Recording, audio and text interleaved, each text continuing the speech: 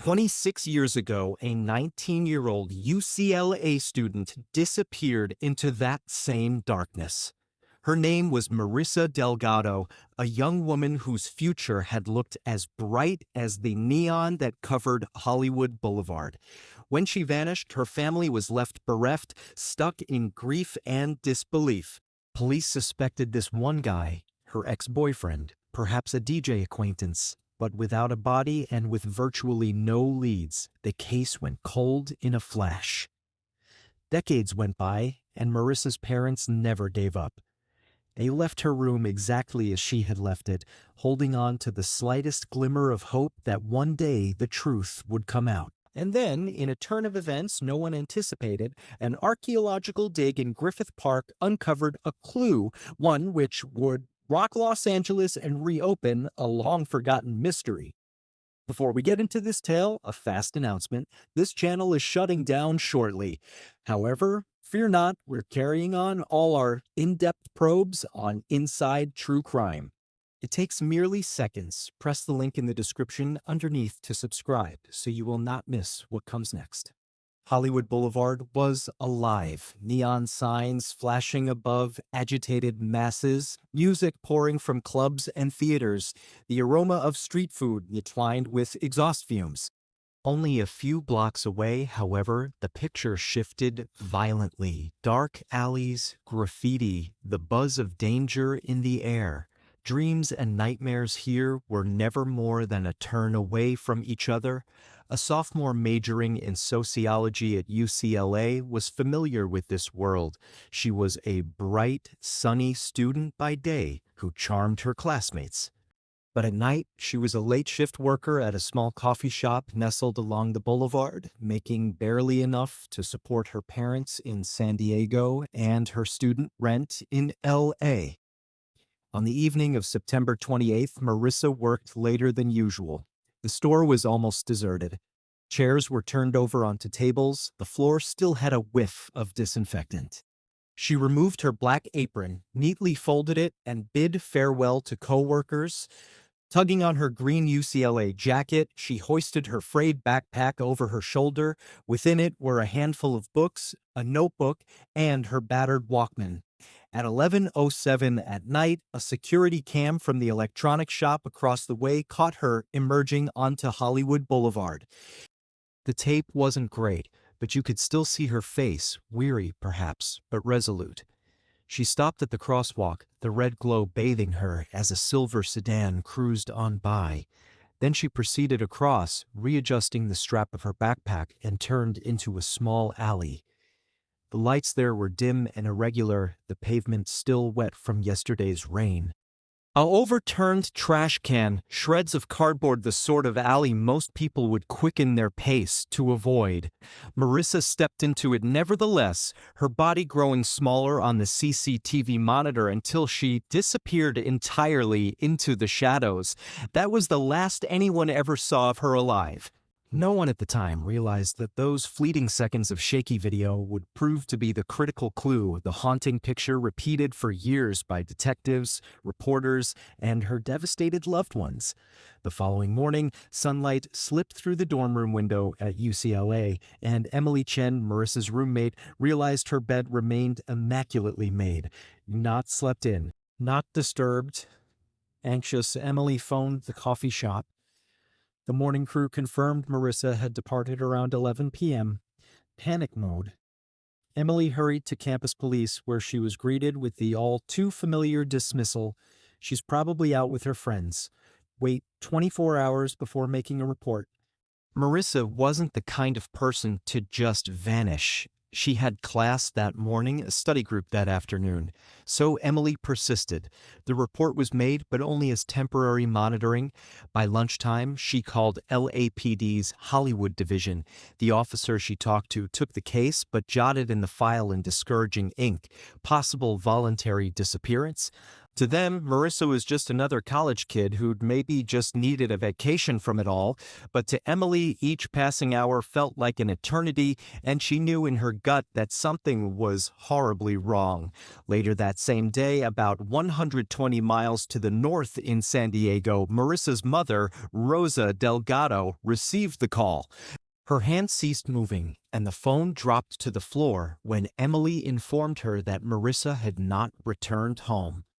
In a matter of minutes, she and her husband, Miguel, were driving north on the long, tense ride to Los Angeles. Rosa held her rosary close, muttering prayers in a series of sobs. Miguel held both hands on the steering wheel, white knuckles, his face etched with terror. Their younger daughter hugged her cherished doll in the back seat, too young to grasp anything yet old enough to sense the terror enveloping the car. Each mile seemed heavier, as though they drove headlong into a storm of doubt. By the late afternoon, the Delgados reached the Hollywood police station. Miguel, tired and angry, banged his hand on the counter. "My daughter isn't the kind to run away," he said, trembling. "She works. She studies. She supports her family. She doesn't just disappear." Something in his voice, raw, urgent, finally penetrated. The case was moved from possible voluntary departure to missing person requires surveillance. It wasn't a lot, but it was something. That evening, the family checked into a budget motel along Sunset Boulevard. None of them ate. They just sat there, Rosa whispering, "She's only 19," Emily blaming herself for not walking Marissa home. Miguel sat in the corner, quiet. He lit a cigarette he didn't even smoke, allowing the haze to obscuring the neon sign outside their window, a small, flickering light in a night that now seemed interminable. The file looked like so many others that had passed through the hands of detectives before it. Name, Delgado Marissa. Born, 1980, age 19. Highland Avenue, 11:07 p.m., September 28, 1999. Green UCLA sweatshirt, black backpack. But what had initially appeared to be just another case number on paper was, to her family, the whole world. The report ended up on the desk of Sergeant Carlos Ramirez, a veteran detective with the Hollywood Division. Ramirez had done his fair share of runaway and missing student cases, but there was something about this one that bothered him right from the beginning. Perhaps it was the expression in Marissa's picture, determined, steadfast, the kind of face that sticks in your mind. Ramirez quickly set to work. He ordered duplicates of all the surveillance tapes from stores in the area, asked for footage from traffic and security cameras along Highland Avenue, and made a list of nighttime employees and business owners in the area to interview. Hours later, his team started canvassing Hollywood Boulevard, Marissa's last known whereabouts. Meanwhile, posters plastered themselves everywhere at UCLA, on streetlight poles, at bus stops. Marissa's senior photo from high school, her smile wide and alive, glared back at the passing throngs from corner to corner. For students and professors, those posters caused silent distress. For her parents, it was hell, her smile permanently locked into a last cry for help. The media hardly paid attention. Los Angeles was filled with headlines: gang violence, political scandals, celebrity robberies. One missing college student was not enough to warrant an evening news spot. But in the precinct, Ramirez quietly made a notation at the bottom of his report: possible danger. Need more CCTV coverage. Follow up with witnesses around Highland. It was brief, near autopilot, but it was the start of what would prove to be the most engrossing case of his career. By October 1st, UCLA's campus had become a search headquarters. Posters were plastered across every bulletin board and lamppost. "Have you seen her?" was emblazoned in block letters with Marissa's photo underneath. Students, professors, and volunteers organized into small groups, determined to cover the city. Emily Chen, Marissa's sleep-deprived roommate, held a pile of flyers in her arms and eyes bloodshot from nights without sleep. "We have to put these everywhere," she said. "Every corner, every store. Someone saw her. Someone has to know." Groups dispersed, some to Westwood Village, others downtown or along the metro corridors. Before long, even subway pillars and old phone booths bore Marissa's image. The image touched many to tears, particularly her parents. For Rosa and Miguel Delgado, it was comforting and unbearable. Comforting to know that strangers cared. Unbearable to realize their daughter's face now symbolized loss. Detective Ramirez was aware that time was running out. The first 48 hours were the most important in any disappearance. On October 2nd, he deployed a K-9 unit to scout Griffith Park within a few miles of Hollywood Boulevard. Traffic camera evidence suggested Marissa might have traveled in that direction after disappearing from sight. The park search was strained. Officers cordoned off areas with yellow tape. Pine and wet ground filled the air. Rosa and Miguel stood by the trailhead, Rosa hugging her rosary, muttering prayers between sobs. Hours ticked by before a junior officer shouted. Something tiny was half buried in a clump of dirt beside a bike path. Ramirez knelt down and picked it up, a worn but complete black leather wallet. Within were some folded bills, nothing more. No money, no ID. Emily knew it right away. "It's hers," she said in a whisper. Her voice broke. The discovery swept a shiver of cold through all of them. Ramirez flipped the wallet over in his hands. An empty wallet never came with good news. He breathed out, gaze sweeping over the dense trees and silhouettes that surrounded them. "She didn't walk away," he grumbled. "Someone took her." The K-9 unit combed the area for another 2 hours. No bloodstains, no clothes, no footprints. Nothing but that isolated wallet in the ground, a cold calling card. Whoever had taken Marissa was methodical. Precise. Days passed, and the investigation returned to the streets of Hollywood. Ramirez's crew canvassed block by block, gas stations, diners, motels, convenience stores. "Did you see this girl? UCLA green jacket? 28th night?" Most just shook their heads. Some didn't even glance at the photograph. In a city as frenetic as LA, faces blended together quickly. Then the glimmer of hope. David Collins, a night shift worker at a local hotel, called in after responding to an ad. He reported to the police that about 11 p.m. on the 28th, while he was walking home along Highland Avenue, he noticed a silver sedan parked along the curb. "I remember because the headlights were shining so bright, they struck me right in the face," he said. "Then I saw a girl, green jacket, looked like her, walking toward it. She opened the back door, got in, and the car pulled away." Ramirez's pen hung suspended mid-note. "You didn't catch the license plate?" "No, sir. Just keep in mind it wasn't new, possibly mid-90s. Silver, possibly Toyota or Honda. Not sure." The detective wrote down each detail: color, make, headlights, engine sound, but the lead was tenuous.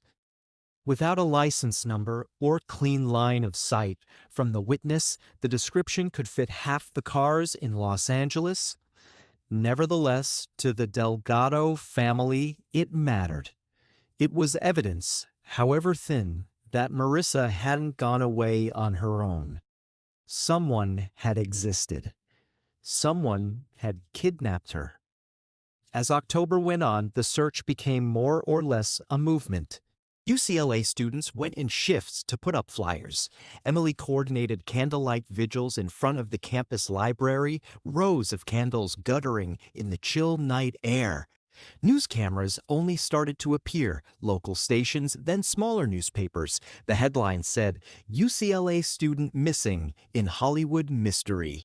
But as soon as that, those headlines were pushed under by fresher, louder news, shootings, corruption scandals, celebrity issues. Los Angeles had moved on. Emily hadn't. She led evening vigils, praying softly as she lit the candles.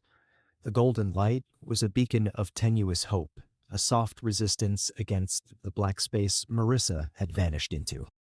But with each subsequent vigil came quiet. No new witnesses, no phone calls, no sign.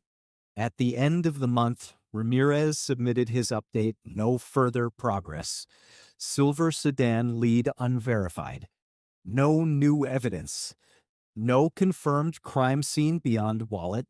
The case file, number 1990922MD, thickened daily, a fill of reports stating the same thing differently. As the autumn of 1999 ebbed, the Delgado family's resilience did the same. Miguel went on extended leave from work at the garage. Rosa hardly ate anything. Every dawn seemed a repeat of the last, hollow, boundless, and longing for answers. Within the Hollywood division, case file 9900922MD continued to get thicker, yet each new page reported the same thing. No leads, no witnesses, no evidence. The fear that gripped the Delgado family and Sergeant Ramirez was becoming a reality. Marissa's case was drifting onto the cold case shelf. Ramirez wasn't going to allow that. He urged authorities to upgrade the missing persons file to a full-fledged criminal investigation, hoping that the upgraded status would give the search new life. His starting point was to examine those closest to Marissa, beginning with her ex-boyfriend, Daniel Alvarez. Daniel Alvarez entered the Hollywood station tired-looking, his eyes red and bloodshot, his hands shaking. He was a UCLA communications junior, and he and Marissa had been dating for almost a year before breaking up that summer. Friends called the breakup messy but not violent, arguments over time, trust, and youthful pride. Detective Ramirez maintained a calm, even tone. "Daniel, did you know Marissa was reported missing on September 28th? Daniel nodded. "Yeah, I heard. I read about it on the web. I figured it was a misprint at first." He provided his alibi. That evening, he'd attended a movie at a theater in Santa Monica with 4 friends. He had witness reports and ticket stubs to substantiate it. Ramirez checked it out, even the time-stamped records of the theater. Result: cleared. But Ramirez continued to record his name in the margins, maintain background check, prior contact with victim. The second person of interest was a name that kept surfacing in UCLA student interviews, Victor Vic Moreno, a familiar DJ on Sunset Boulevard. He'd had a single encounter with Marissa at a student party, and, in the estimation of several classmates, had been too interested afterward.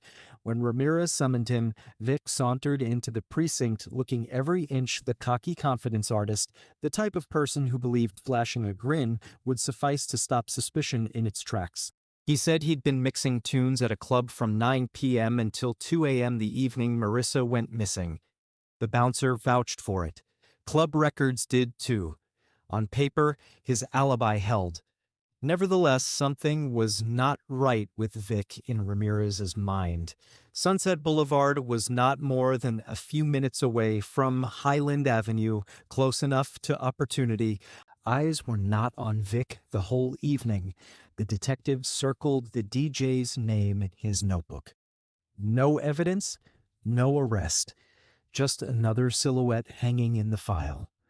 Convinced that something was out there, Ramirez quadrupled his efforts on CCTV footage. Marissa's final recorded photograph, 11:07 p.m., having just crossed Highland Avenue, was to be the clincher. He deployed officers to take down every available recording from stores, gas stations, and street cameras within range.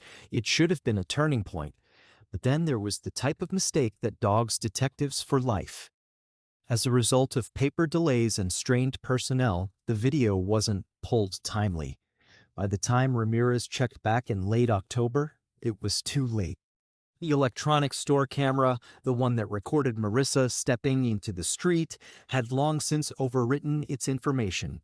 The gas station's camera at the corner of Highland, cassette swapped out. Each second that could have recorded the silver sedan or the individual who kidnapped Marissa was lost forever. When Ramirez received the news, he banged his hand on his desk, the noise ringing out in the room. In his personal remarks, he had written one sentence that encapsulated it all: critical error. Potential evidence lost. Devastating. For a detective, losing such video evidence was like losing an arm. No plate on the license. No description of the driver. No evidence of what occurred once Marissa vanished into the alley. The Delgado family, meanwhile, did not budge from Los Angeles. Daily, Rosa and Miguel visited the police station, quietly sitting in the waiting room as they waited to hear news that never arrived. Rosa's hair grayed overnight. Her soft voice now grew reedy and quavering. Miguel, once pacing and ranting, now simply sat quietly, chain-smoking, his eyes fixed upon the same place upon the floor. Emily Chen called repeatedly, begging officers to widen the search, but the response was always the same. We're doing all we can. There are no new leads. By the final week of October, the case had come to a complete standstill. No body, no DNA, no usable video, no suspect with enough to charge.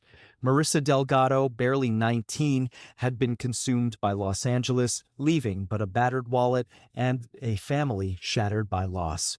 In his last report before closing out the active investigation, Sergeant Ramirez penned what no detective ever wants to write: case likely to become cold. No further leads. Around the precinct, the mood plummeted. Missing person posters still plastered bulletin boards, but passersby no longer took the time to scan them.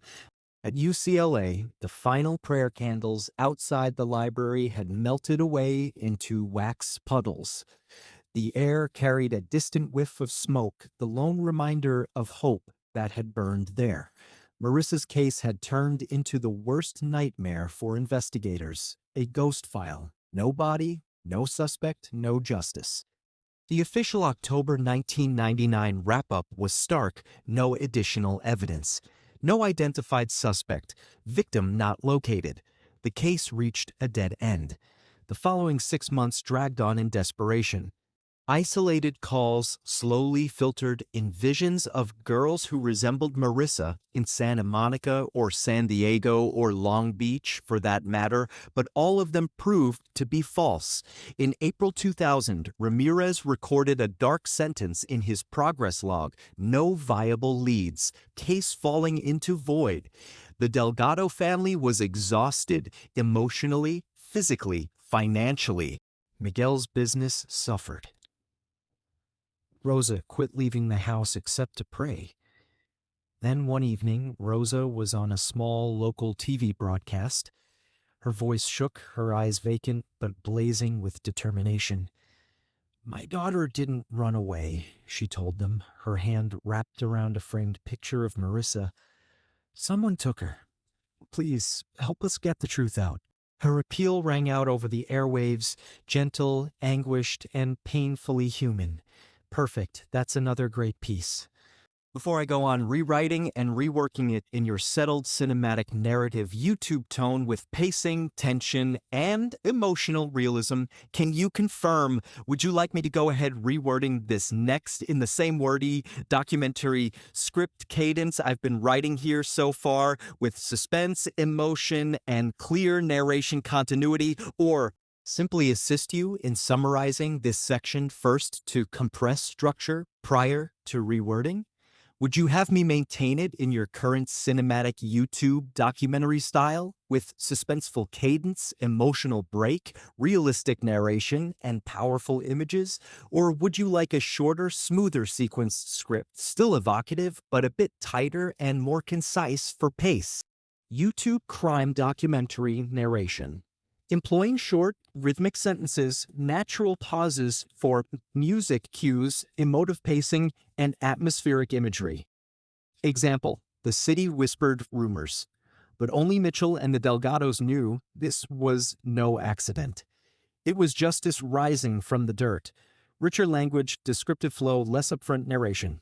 Sounds like a chapter out of a true crime book, engaging and affecting, but not voiceover-style cuts, but rather continuous prose.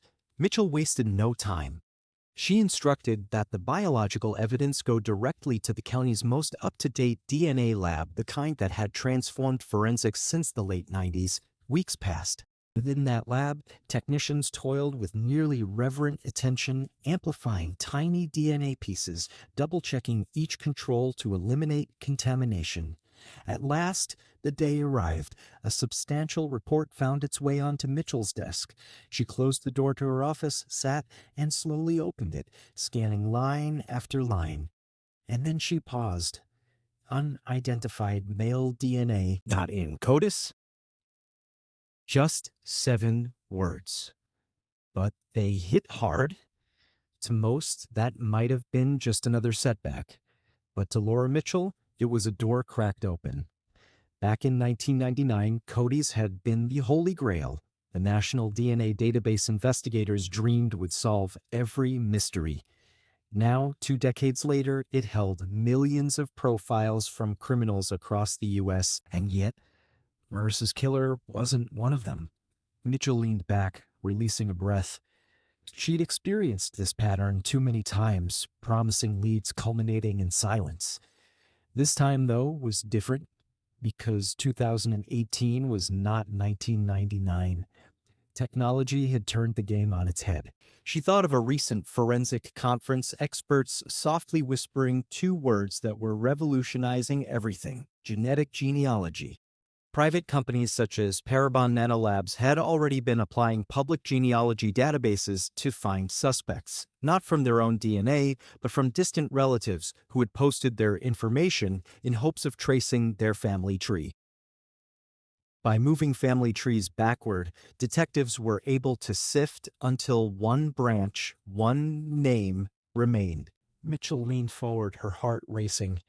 This might be it, she thought. This might at last take us to him. She brought up the suggestion at the next cold case conference. The DNA is not in CODIS, she explained, leaning against the whiteboard. But that doesn't necessarily mean the trail runs out. I'd like to forward the sample to a partner lab for genealogical analysis. A few eyebrows were raised. One coworker ventured warily. You sure the family's okay with that? It's controversial. Privacy issues, you know? Mitchell nodded, firm and unruffled. I told the Delgado family I'd do all I could. If this can locate even a distant relative, we'll find him. Mitchell phoned Rosa and Miguel Delgado before sending out the sample. She spoke softly, selecting her words with care. We have male DNA, she said to them. We don't have a match yet, but there is a new technique, one that can track the suspect through family members. It may take time, but it's worth a shot. On the other side, Rosa's voice was cracked with emotion. In November 2018, the DNA sample was shipped to the partner lab. Geneticists began mapping the entire genome, cross-referencing it with profiles from public databases like GEDmatch. Mitchell checked her inbox every morning, heart fluttering each time a new message appeared, and sinking each time it wasn't the one. In her private notebook, she wrote a simple line, 19 years, and maybe now we're finally taking a real step. Outside, Los Angeles buzzed with the sound of 1,000 other tales. But within that tiny cold case office, one desk lamp shone on file 9909-22MD, a steady light that would not go out. By 2020, even as the city stumbled from larger storms, Mitchell remained on her game. 2 years had gone by since she'd released that DNA into the world. And then, one morning in February, her email inbox beeped. Subject line, genetic genealogy results, Delgado case. She caught her breath. Shaking, she clicked. Chapters of charts and trees filled the screen, scores of names linked by complex lines and branches. But there was one name that recurred over and over. The genealogists had performed their work.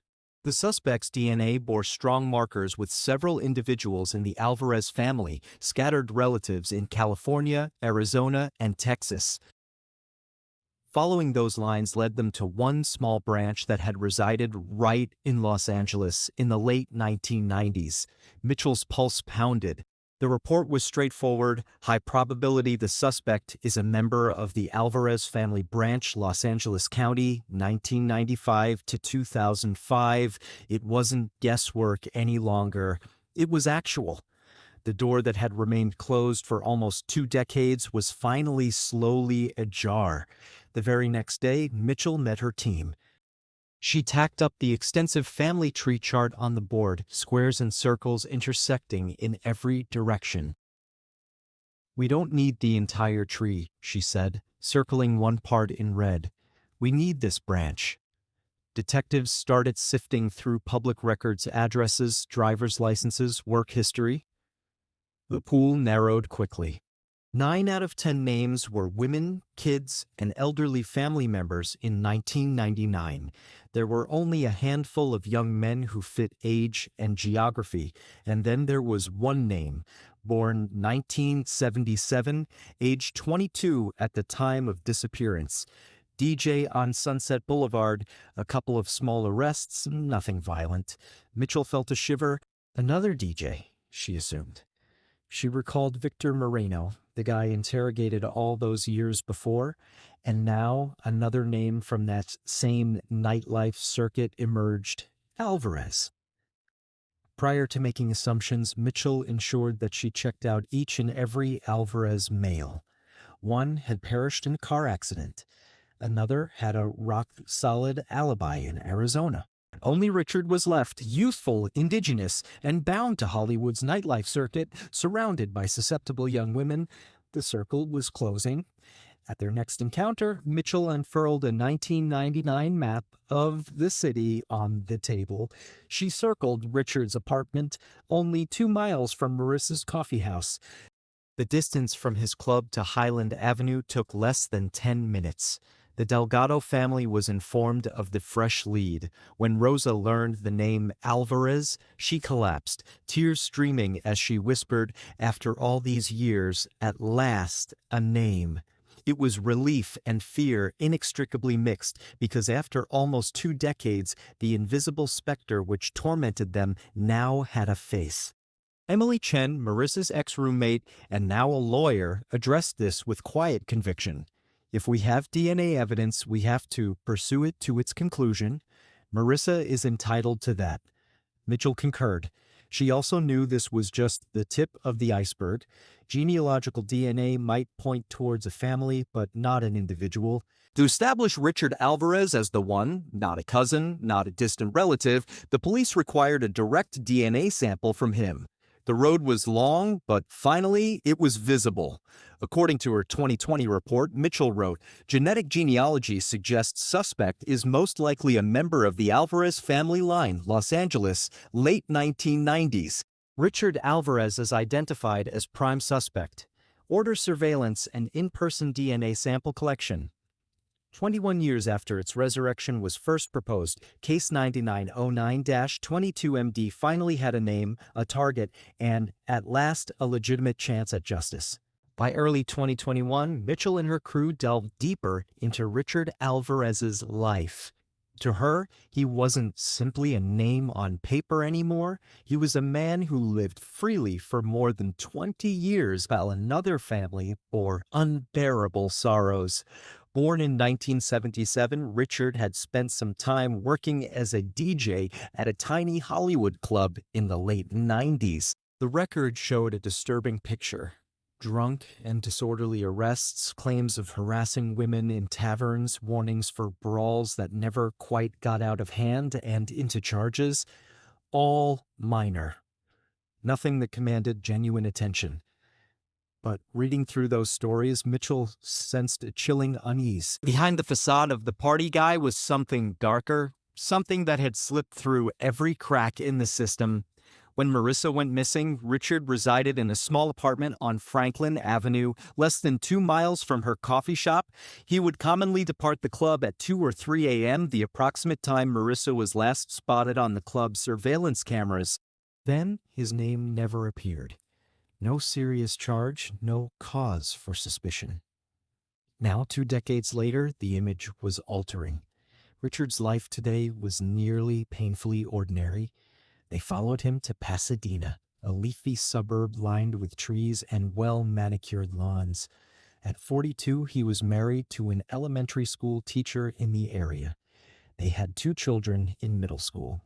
Public records indicated he now worked for an event planning firm overseeing lighting and sound for corporate functions and weddings. Neighbors said he was the type of fellow everyone enjoyed. "He's so sweet," one woman said to detectives. "Spends the best Christmas lights on the block." Hard to believe he was once a Hollywood DJ, The remark made Mitchell's stomach turn. She had seen it before, individuals who constructed whole lives upon their backstories, camouflaging themselves. For more than 20 years, Richard Alvarez had played the role of the good father, the nice neighbor. But the DNA under Marissa's fingernails didn't lie. Mitchell reviewed his past again: bar brawls, harassment charges that never went anywhere, women who wouldn't file charges.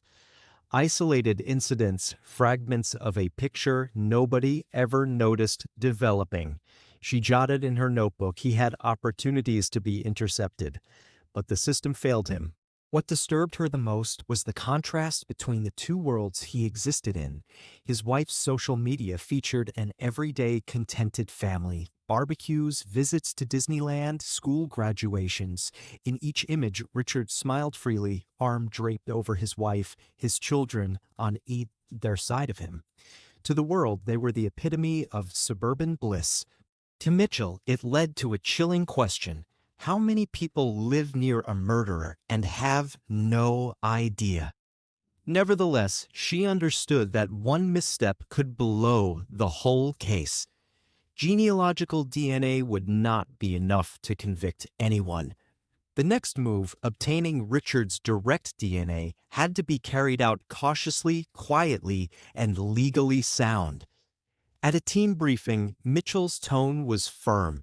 We have a name, but between a name and a conviction, there's a long road.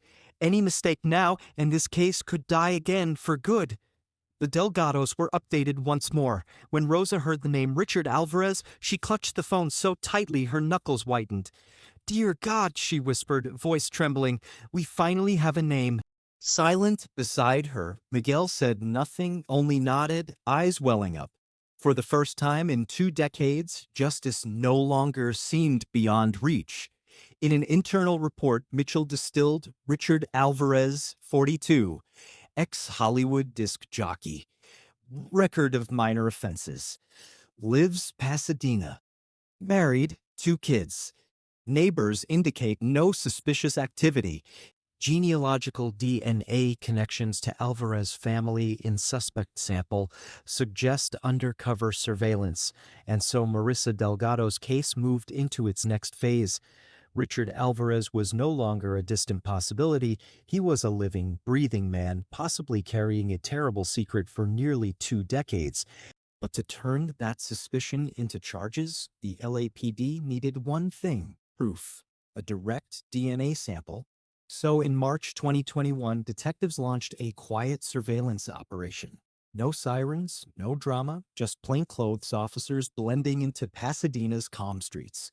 The first week's accounts showed an almost mundane scene: 7:30 a.m. Alvarez departs for work, drives his gray SUV, delivers the children to school. 8 a.m. Gym, weightlifting for 1 hour. 9:15 a.m. Work at the event planning business.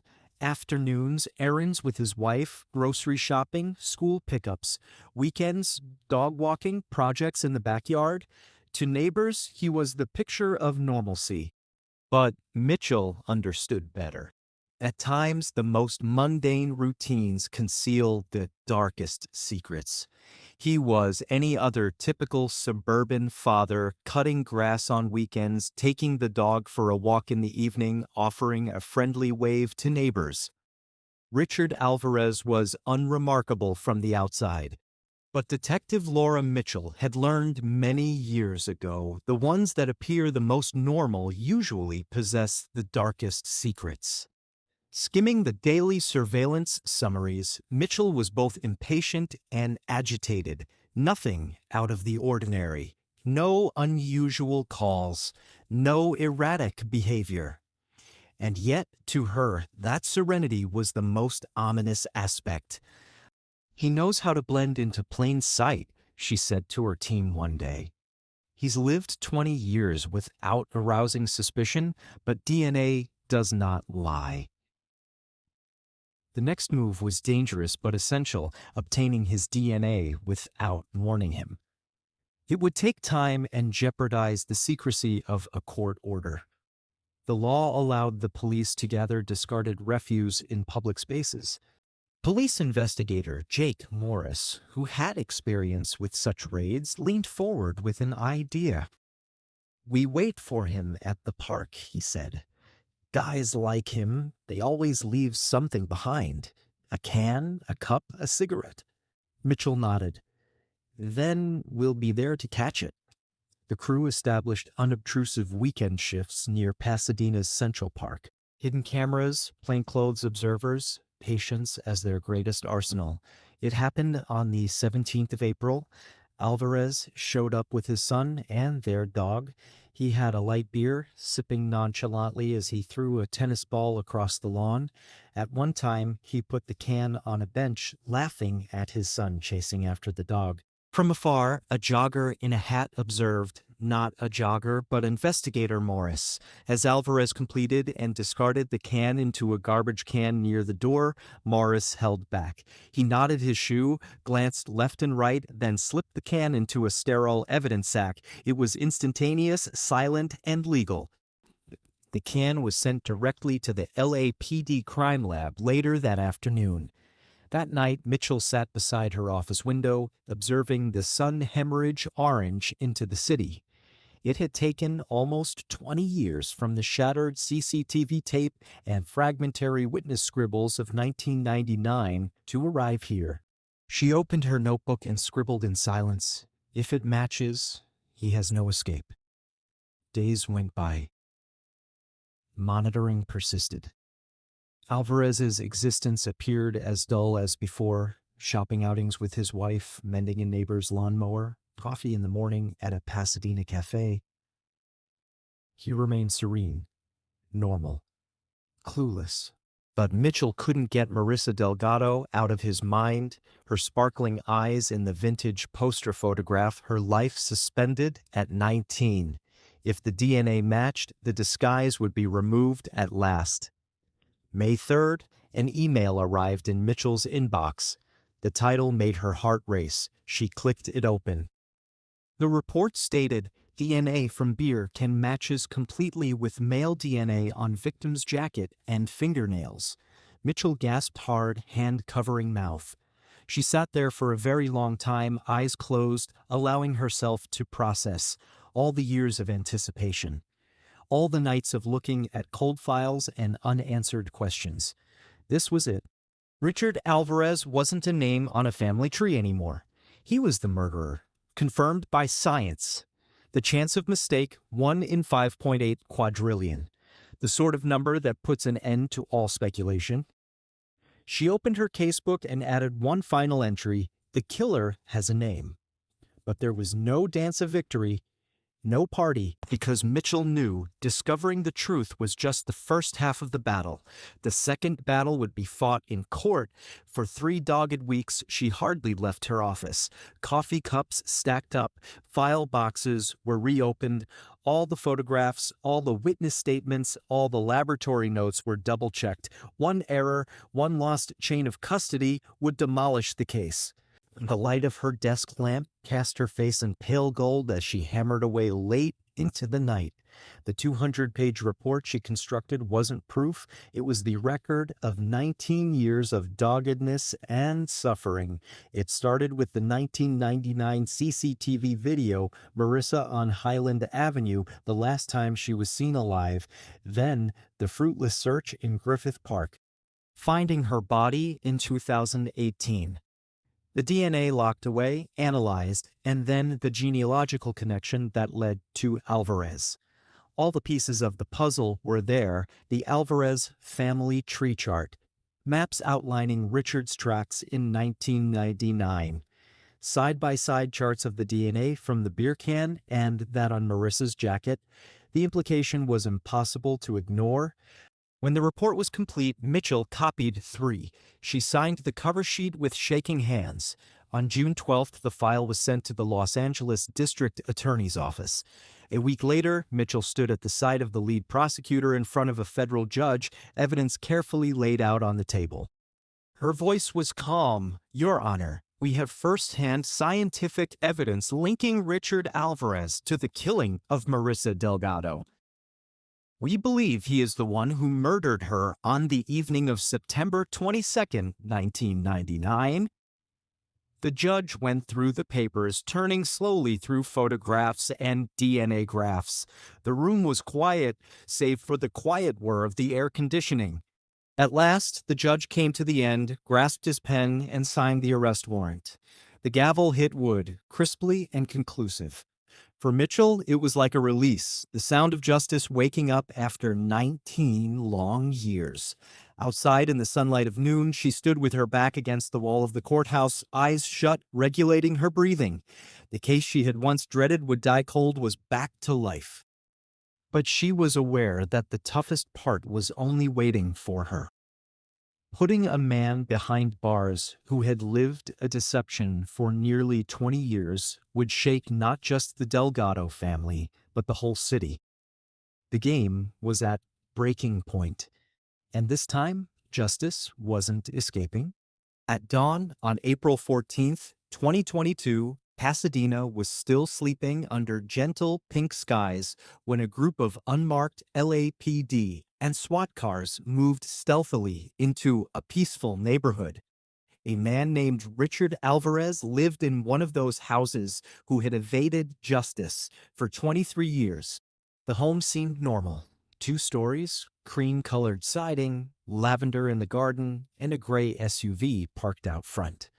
To the neighbors, he was just another suburban father. But to detectives, he was a smiling mask killer.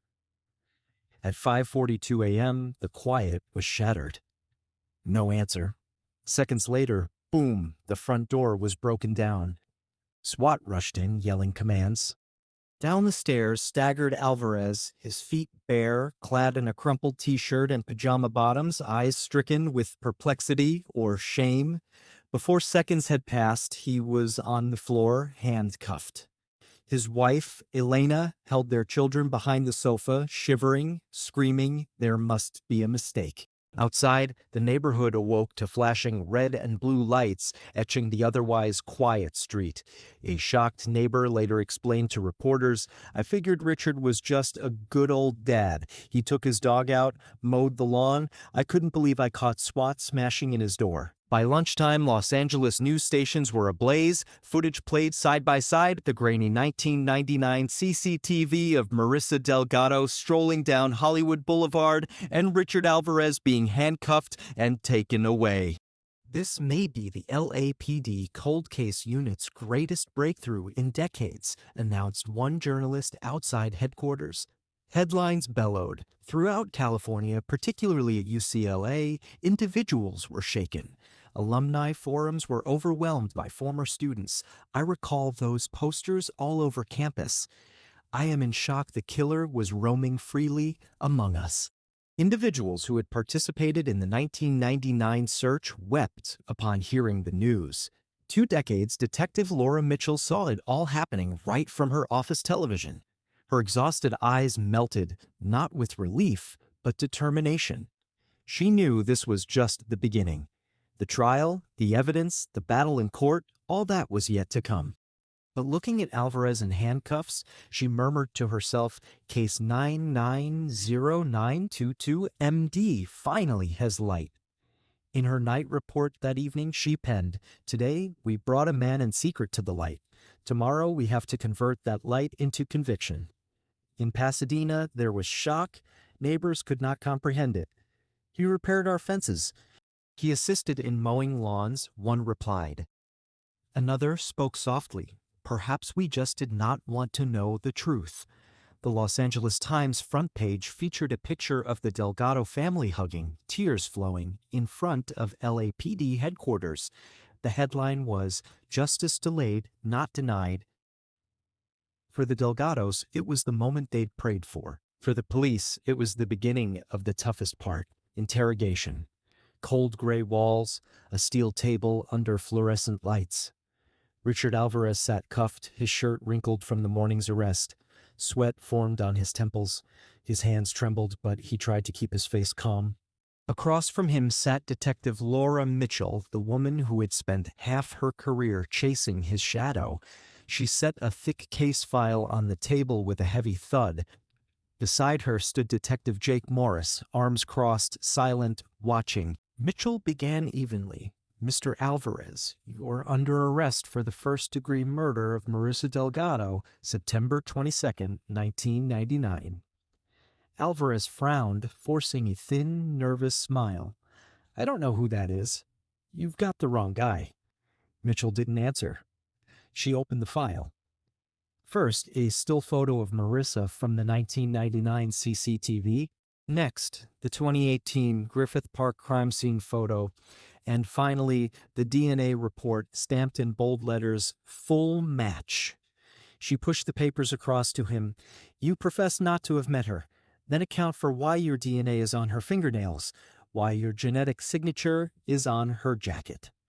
Alvarez glared, then averted his eyes. He let out a huff of air. "DNA? You folks are addicted to your pseudoscience.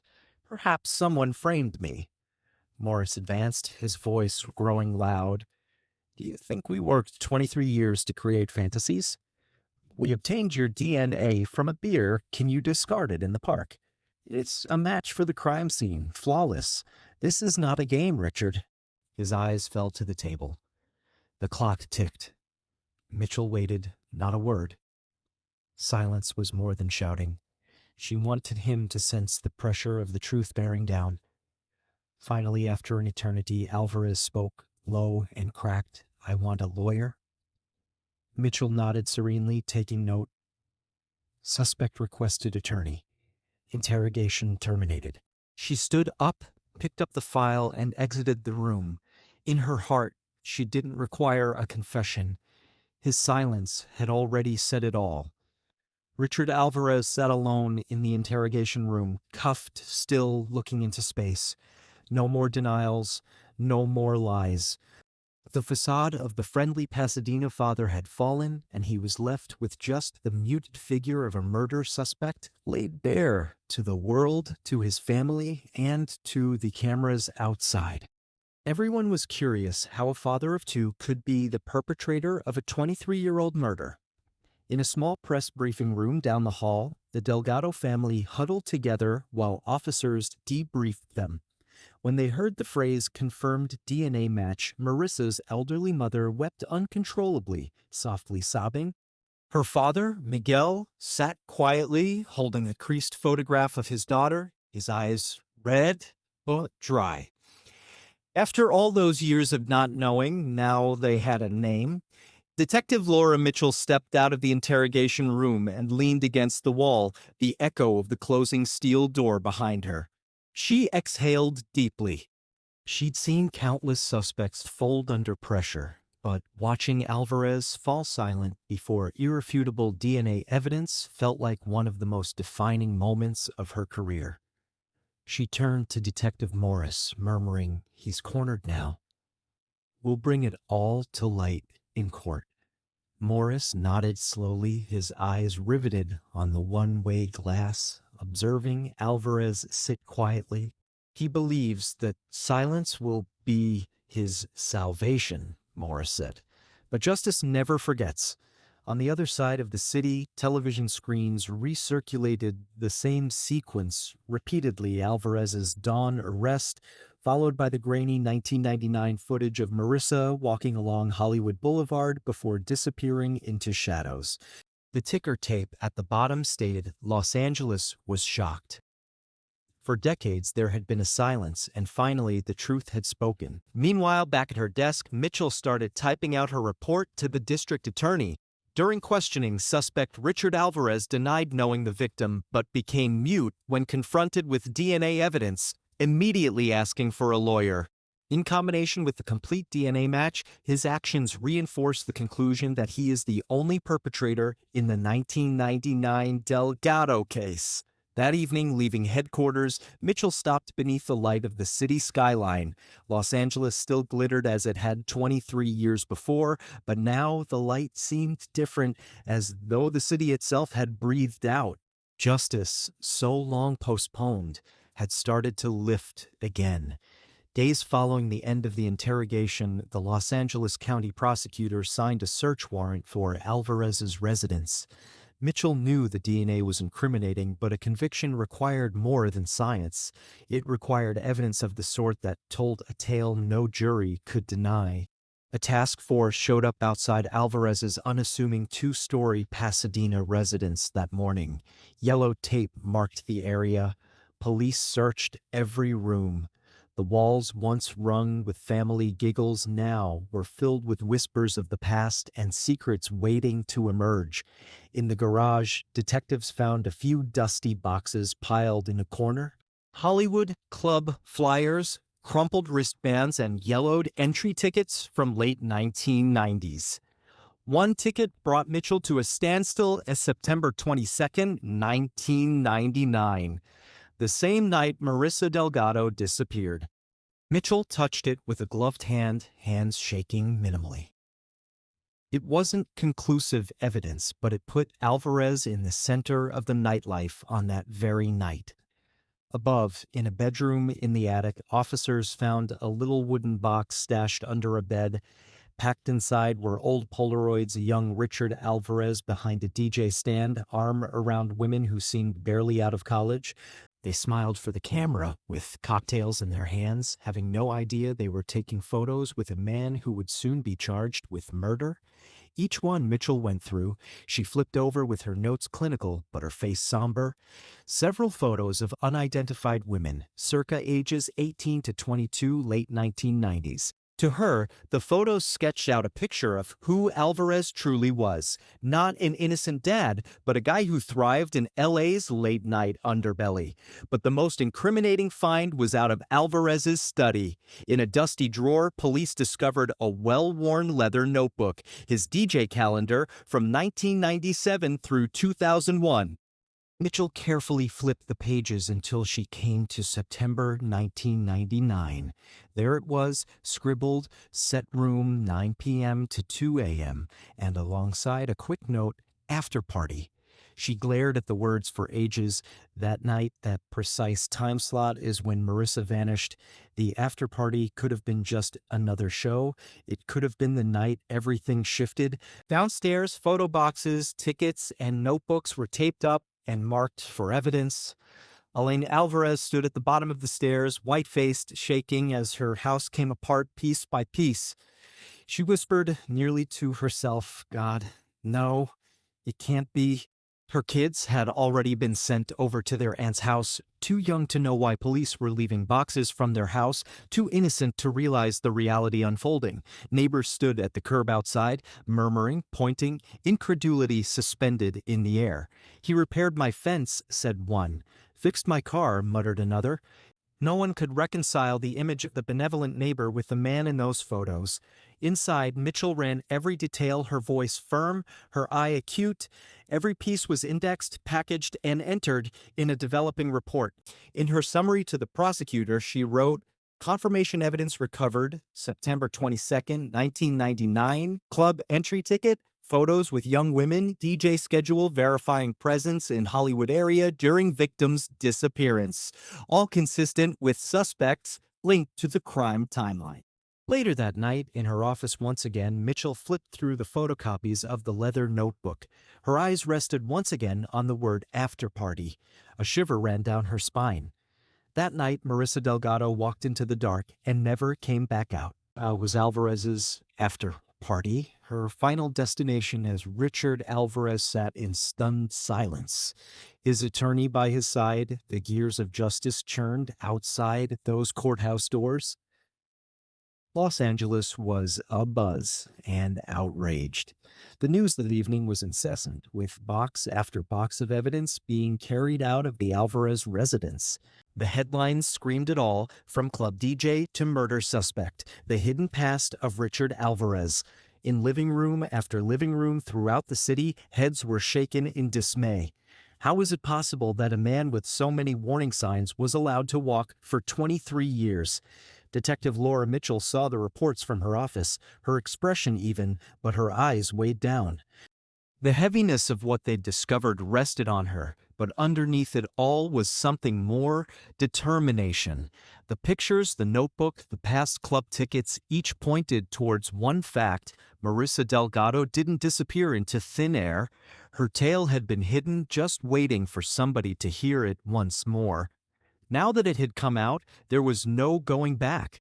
Alvarez's Pasadena residence had been searched and brought back much more than anyone could have imagined. Old club handbills, photographs of young women taken over decades ago, and that eerie DJ schedule notebook, the one where after party had been scribbled next to the night Marissa went missing. When those sealed evidence boxes rolled into LAPD headquarters, the entire cold case unit knew they'd entered uncharted ground. The case was no longer an enigma. It was a case to prosecute. Within hours, the Los Angeles District Attorney's Office started planning to file charges formally with the intent to establish premeditation and cruelty. Lead prosecutor Angela Ruiz summoned an emergency gathering. In a closed conference room, tension hung heavy in the air. Mitchell put it all on the table: the DNA analysis report, the crime scene photographs, the notebook, the Polaroids, the 2018 excavation photos. Ruiz turned the pages leisurely, her tone low but absolute. This was not a crime of passion, she declared. This was a predator with a modus operandi. With the DNA and timeline, we can recount the entire story and establish motive. She directed her lawyers to construct a 100-page indictment intertwining science, timeline, and behavior, a portrait of who Richard Alvarez truly was beyond the suburban smiles. In the meantime, the Delgado family had been asked to LAPD to witness the evidence for themselves. The compact viewing room was more a memorial. Marissa's green UCLA jacket, the silver MD ring, and a handful of personal items sealed under glass were placed on the table.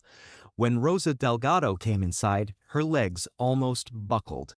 Her husband Miguel supported her, but when she caught sight of that familiar silver ring, she collapsed in tears. Her shaking hands rested against the glass. "This belonged to my daughter," she wept. She never removed it. Miguel stood motionless at her side, his eyes red-rimmed and holding an old photograph of Marissa as if it were his life. The room was quiet for a long moment, save for a mother's sadness ringing through 23 years lost. Mitchell sat across from them, voice firm but soft. "We have it all we need," she said quietly. "His DNA is a match for what we have on Marissa's jacket and under her fingernails. The notebook puts him at the scene that evening. This will be the keystone to our case. I swear to you, this time justice won't escape." Emily Chen, Marissa's former college roommate, sat in the corner sobbing as she gazed at the jacket. "She put this on every morning," Emily breathed. "I never thought it would end up as evidence." Prosecutor Ruiz and her team worked nonstop for the next few weeks. They constructed their case upon three unbreakable pillars: the DNA that pinned Alvarez and Marissa together during her last moments, the proof of the historical evidence that he was operating in the same nightlife, exhibiting a modus operandi of attacking young women, the hiding of the body buried deep within Griffith Park, evidence of intentional cover-up and intent. Ruiz reminded them, "We want the jury to understand this for what it is, not a drunken error, but a thought-out act. He had a complete life for 23 years, whereas hers was truncated." Mitchell, on the other hand, prepared her own evidence. Night after night, she went through every file from the tainted 1999 CCTV to the 2018 excavation. She knew the defense would argue the delays, ask why it had taken so long. In her scribbles, she jotted a plain fact. Yes, time passed, mistakes were made, but justice doesn't vanish, it waits to be found. As she was reviewing in one of the prep sessions, Ruiz glanced up from her notes. "Are you afraid the jury will sympathize with him? He's got a family now, a father." Mitchell answered without pause. "My only fear," she said, "is that they will lose sight of who the true victim is. We need to keep Marissa's face in front of them, step by step." And that was their mantra. A 19-year-old woman's life taken, while her murderer established a cozy new life. At last, the day arrived. The filing of the indictment would become public. The following morning, the media imploded. Headlines flared across all major networks. The Delgado family, opting for privacy, issued one written statement. We know the road ahead is long, but seeing the prosecutor formally charge Richard Alvarez is the biggest step toward justice in nearly 25 years. That night, after the final meeting, Detective Mitchell returned to her office. She opened the case file labeled 990922MD and looked at Marissa's smiling photo. Gently, she placed her hand over it. "We're almost there," she whispered. "Just one more step." Outside, the Los Angeles sun was setting into gold, and as the city's lights started to glint, Mitchell knew the next chapter would be written not in the dark, but in the courtroom. On October 3rd, 2022, the Los Angeles Superior Court was the city's pulse. Dozens of television crews, journalists, and bloggers arrived at the steps, cameras at the ready, anticipating the trial that took 23 years to arrive. Cameras whirred and clicked in front of the courthouse, their long lenses focused on the big wooden doors where Richard Alvarez would soon be brought to justice. News anchors dubbed it the most highly promoted preliminary hearing in Los Angeles in a decade, a case that had captivated the country, much like the city's most notorious trials of the years gone by. When Alvarez finally appeared in court, the picture was disorienting. The perked-up Pasadena father was gone. In his place was a man in an orange prison uniform, gaunt, bearded, eyes on the ground. His children and wife were not in sight. But seated in the front row were the Delgado family, Rosa holding a framed photograph of her daughter, Miguel with tight clasped hands, and Emily Chen, now a confident young lawyer, her fixed eyes on Alvarez. The room fell silent as Prosecutor Angela Ruiz stood to address them. Her voice was firm, her words measured. "Your Honor, members of the jury, this is more than a case about a killing. It's a tale about justice delayed for 23 years. Marissa Delgado, a 19-year-old UCLA student, was brutally murdered by Richard Alvarez on September 22, 1999. He buried her body in the ground, wrapped in a trash bag, believing time would protect him. But time doesn't erase DNA, and DNA brought us here today." The projector in the courtroom came to life. Ruiz laid out the proof: the Griffith Park archaeological site photographs, the silver MD ring, the green UCLA jacket with imprints of male DNA, and lab results indicating a 1 in 5.8 quadrillion probability of error. Practically impossible. Murmurs rippled softly across the room. Jurors took notes, some looking toward Alvarez. Rosa blotted tears from her eyes with a tissue, praying under her breath. Then the defense attorney, Howard Clean, stood. Smooth, composed, and clearly seasoned. He adjusted his tie and began, voice sharp as a scalpel. "Your Honor, DNA is a powerful scientific tool, but it's not divine. We're talking about evidence handled, stored, and tested over 2 decades. Who can say with certainty those samples weren't compromised? Who can prove there wasn't contamination or human error? The prosecution wishes you to think that a figure, an arbitrary figure, sends a man to prison, a father, an upstanding citizen who's lived a spotless life for more than 2 decades. But justice isn't about numbers. It's about being sure. And being sure, members of the jury, does not reside here." For a fleeting instant, the dynamism of the courtroom changed. A few jurors furrowed their brows, weighing his words. Ruiz quickly struck back by summoning her expert witness, Dr. Eleanor Shaw, one of California's top forensic scientists. Dr. Shaw testified in unruffled, clinical, and unshakable fashion. The DNA samples were sealed under standard evidence conditions, she detailed. We ran 3 individual tests in separate laboratories, all the same results. There was no contamination. There is no chance this is coincidence or mistake. This is the suspect's DNA. Next, Detective Laura Mitchell testified. On the stand, her voice remained steady but was tinged with emotion. "Yes," she said, "we did falter in the early years, but we never forgot Marissa. When technology improved, we returned and we discovered the truth. And that truth is in Mr. Alvarez's DNA. She faced the jury, her gaze unbroken. Don't let 23 years of silence be forgiveness. At the defense table, Alvarez sat tight. When Dr. Shaw spoke of the Birkin DNA match, his hands spasmed in cuffs. He closed his eyes, not with remorse, but resignation. For the Delgado family, every word reopened the wounds, but reminded them justice was finally within grasp. That first day concluded in tension so thick it could be cut. Reporters swarmed the courthouse steps with breaking headlines. The city was abuzz with argument, some certain that Alvarez's culpability was beyond doubt, others uncomfortable with believing 4-decade-old samples. Detective Mitchell walked into the waning sunlight, the doors of the courthouse closing behind her. The warmth against her face seemed symbolic. After all those chilly years, this case at last had life. She knew the real fight was only just starting, but seeing the Delgado family emerge from the courthouse with heads held high, she smiled softly. Justice, she considered, had at last come to join the battle, and it wasn't going anywhere. The trial was at its emotional high. Within the tense Los Angeles Superior Court, Ruiz made her closing argument accurate, forceful, and incisive. She traced the picture of a man who stalked, concealed, and anticipated oblivion. The testimony, she asserted, was one of calculated cruelty and cold calculation. The prosecution countered with equal vigor. Clean asked the jury to look for doubt in the lengthy storage periods, in mistakes in procedure, in the picture of a good father who was never capable of committing murder.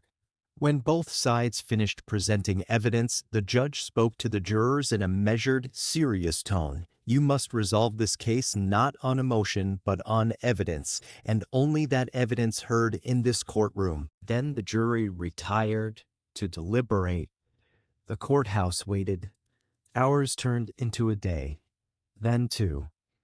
Outside, reporters refreshed their phones every few minutes. The Delgado family sat quietly in the hallway, Rosa clutching her prayer beads, Miguel whispering, "Soon, my love." Mitchell, ever composed, told a young officer beside her, "We've done our job. Now it's in their hands." Alvarez sat in a holding cell, staring at the wall, unmoving. On the second day, tension filled the room, rumors of a hung jury. But on the third, that dissipated. Going over the DNA findings and the DJ's notebook notation, after party September 22nd, 1999, put their minds at rest. They were unanimous. The headline scrolled across all screens, verdict reached in Delgado murder trial. That afternoon, the courtroom was packed. All seats were taken, the atmosphere thick with expectation. When the judge came in, everyone stood up. The jury walked in, faces impassive. The voice of the judge shattered the silence. Has the jury arrived at a verdict? The foreman stood, paper shaking minutely in his hands. Yes, Your Honor, we have. Everyone's movement stopped.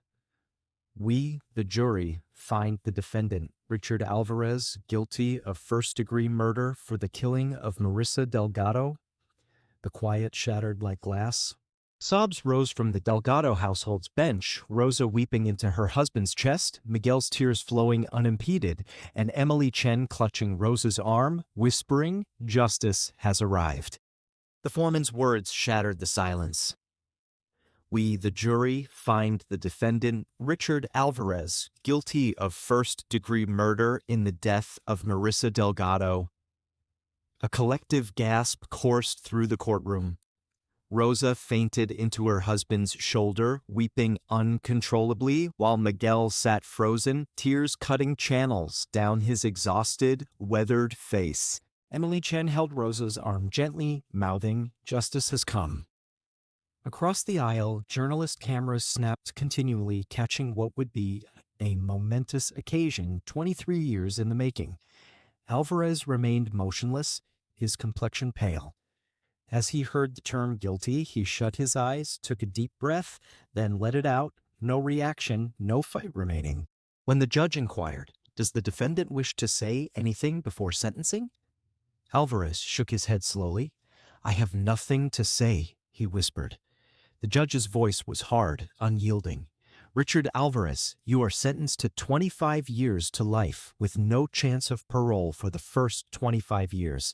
You will be imprisoned in a California state prison. This is a sentence of first-degree murder backed by overwhelming evidence and a unanimous verdict." The gavel came down 3 times, sharp, final, irrevocable, and with that, 23 years of seeking justice was over. As Alvarez was taken away, the courtroom exploded. Reporters were pouring out with breaking news: justice for Marissa Delgado. Alvarez convicted. Los Angeles rejoices. On social media, longtime fans of the case posted messages such as, "We grew up with this story. Now, Marissa can finally rest." Following the trial, Laura Mitchell went up to the Delgado family. Rosa held her hand firmly, voice shaking. "Thank you for never giving up. No one deserves to be forgotten." Marissa has her voice back now. That night, in their humble San Diego home, the Delgados lit a solitary candle alongside Marissa's photo. It glowed gently, echoing the words inscribed on her tombstone. For them, the hurt would never subside, but justice finally replied. The verdict shook Los Angeles. Weeks after the trial, hundreds of people congregated at Griffith Park, the site where Marissa's body was found in 2018. Golden candlelight lined the path to the once-forgotten grounds. White flowers were carried by people, faded photographs of Marissa when she was a bright UCLA student, and placards that stated, "Justice delayed, not denied." Rosa and Miguel stood hand in hand, their eyes filled with sadness and gratitude. Emily Chen broke forward, her voice trembling. "Marissa is not here with us anymore, but her name will never be forgotten." This verdict shows that justice, even if it is late, can still come. Applause blended with the quiet pop of candles, both sad and powerful. Local news reported the vigil live, and online, the hashtag #JusticeForMarissa engulfed social media. Millions shared her story. Even those who never met her in person felt her journey had entered Los Angeles's shared memory. A glamorous city, but one with depth, where truth occasionally returns after decades.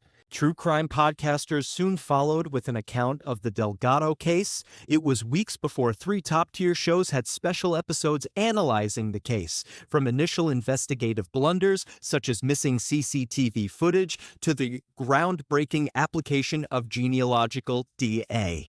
Here's one commentator's take: "This case proves one thing: there's no such thing as a dead case, only justice delayed." Those episodes led California's podcast charts, making Marissa Delgado's name familiar to a new generation. Later, an international documentary production company released Cold Case: The Marissa Delgado Story. The movie would examine her 1999 vanishing, the 2018 dig, and the dramatic 2022 trial. Laura Mitchell was candid in the trailer. "I once thought I'd carry this regret forever. But Marissa wasn't forgotten. That's why I never stopped." The case didn't simply end with a conviction, it created change. Legal and forensic circles praised it as a milestone in keeping evidence for decades. At UCLA, where Marissa had studied, a scholarship in her name was initiated for women studying forensic science and criminal law. At the announcement, one professor stated, "Marissa might not have finished her dreams, but through the scholarship, her name will illuminate the way for others to find justice." In Alvarez's formerly quiet community, meanwhile, there was incredulity. "He greeted us every morning," one of the neighbors said. "Mended my fence once. I never thought he was keeping anything so sinister hidden." Most in the community channeled their shock into awareness, signing up for local programs that educate on how to spot unusual behavior and report it early. A painful reminder that evil can take its friendliest face. For the Delgado family, the verdict did not eliminate the pain, but it did close their darkest chapter. Rosa spoke softly to a reporter, "Nothing brings my daughter back. But I know she's at peace now, and we kept her name alive." The people raised their candles high, the forest softly glowing in gold. And the last message rang out across the night. The Marissa Delgado case transcended a closed file. It became a mirror reflecting things about contemporary society, a killer living happily for decades behind a veil of normality. A lone mistake, missing CCTV, keeping justice at bay for years. And the determination of science, detectives, and faith that eventually brought the truth back into the light. This case is a reminder that things are not always as they seem. Beware, and all small bits of evidence, no matter how time-worn, are potent. Ultimately, the Griffith Park vigil was testament to unity, to memory, to hope. Because in an unforgiving world that forgets too often, some tales must be remembered. So if you think that justice, even if delayed, is still worth the fight, join us. Subscribe for more real stories in which truth finally gets a voice. It glowed dimly, echoing the words on her tombstone. For them, the ache never would subside, but justice finally had replied. The guilty verdict shook Los Angeles to its core. Weeks after the trial, hundreds of people flocked to Griffith Park, where Marissa's remains were found in 2018. Yellow candlelight lined the path to the then-forgotten parking lot. Individuals carried white flowers, faded portraits of Marissa as a brilliant UCLA student, and banners that read, "Justice delayed, not denied." Rosa and Miguel held hands with tears of gratitude and sorrow in their eyes. Emily Chen emerged, voice shaking. "Marissa is gone, but her name will never be forgotten." This ruling shows that justice, albeit belated, can still come. Applause intermingled with the gentle hiss of candles, a sound both subdued and powerful. Local television stations broadcast the vigil live, and on social media, the hashtag Justice for Marissa filled social networks. Millions heard her story. Even those who never met her felt her story had become part of Los Angeles's shared history. A glamorous city, but one with shadows, where truth sometimes takes decades to resurface. True crime podcasts were quick to catch on to the story. Within a matter of weeks, at least 3 of the top shows had special episodes breaking down the Delgado case. From the initial investigation misfires, such as the missing CCTV footage, to the groundbreaking application of genealogical DNA. One host wrote perfectly, "This case proves one thing. There's no such thing as a dead case, only justice delayed." Those episodes sat atop California's podcast charts, familiarizing Marissa Delgado's name with a new generation. Shortly thereafter, an overseas documentary production house came forward with Cold Case, the Marissa Delgado story. The movie would delve into her 1999 vanishing, the 2018 dig, and the tense 2022 trial. Laura Mitchell explained in the trailer, "I once thought I'd carry this regret forever, but Marissa wasn't forgotten. That's why I never stopped." The case didn't conclude in a conviction alone. It caused change. Legal and forensic circles cheered it as a milestone for long-term evidence storage. At UCLA, where Marissa had attended school, a scholarship in her name was initiated for women who are studying forensic science and criminal law. One professor during the announcement stated, "Marissa might not have finished her aspirations, but through this scholarship, her name will illuminate the way for others fighting for justice." At the same time, disbelief persisted in Alvarez's formerly quiet neighborhood. "He greeted us with smiles every morning," a neighbor said.